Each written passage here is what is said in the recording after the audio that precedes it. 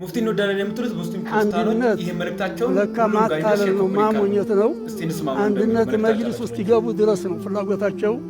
በአንድነት እዚህ ተመሰረትን ጀምሮ የደረሰብን አደጋ የደረሰብን ተንኮል የመስጂድ ወረራ፣ ውሸት፣ ክሪያት፣ ተንኮል ኢንሻአላህ በተከታታይ ለህዝቡ እንዲረዳ እንገልጸዋለን።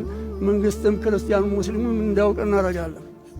አሁን ከዛ ይባስ ብሎ ደግሞ በሆቴል እየተቀመጡ ማን እንደሚቀልባቸው ማን እንደሚያወጣላቸው እንጃ እዚህ ተንኮላቸውን ይጎነጉናሉ፣ ይሰበሰባሉ፣ የፈለጉትን ይሽራሉ፣ የፈለጉትን ይጥላሉ፣ የፈለጉትን ይሾማሉ። አሁን በትናንትና ቀን ደግሞ በሸራተን ተሰባስበው ተሿሹመዋል፣ ተሰብስበዋል። አስገራሚው ጉዳይ ባላየነው ባልሰማነው የመንግስት የዚህ የመጅሊሱንም አካሎች ከፊሎቹን እንደዚሁ አሳትፈዋል። ወደ እነሱ ጥሩ ስልጣንም ሰጥተዋል። የፈትዋ ኮሚቴ ያለዋል። ሁላችሁም ሼር ኮፒሊንግ በማድረግ አስገራሚ ጉዳይ ነው። ባላየነው ባልሰማነው ስለ የትናንትና ስብሰባ